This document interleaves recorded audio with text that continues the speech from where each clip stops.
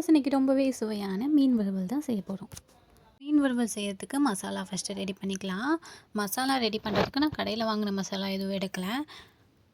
நான் 2 கட்டி பூண்டு, ஒரு 4 சின்ன வெங்காயம், கொஞ்சமாக இஞ்சி, 10 அளவுக்கு வரமிளகாய் எடுத்திருக்கேன்.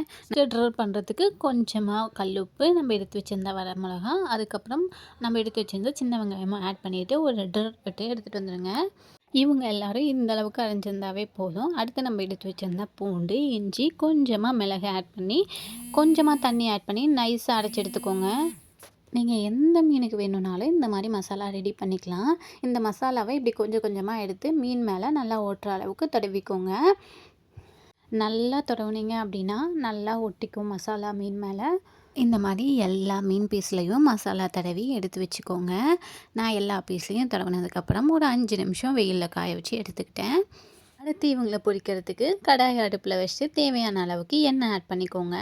எண்ணெய் காஞ்சதுக்கப்புறம் இந்த மாதிரி உங்களுக்கு எத்தனை பீஸ் அதில் பிடிக்குமோ அத்தனை பீஸ் போட்டு நல்லா 2 பக்கமும் திருப்பி போட்டு பொரித்து எடுத்துக்கோங்க.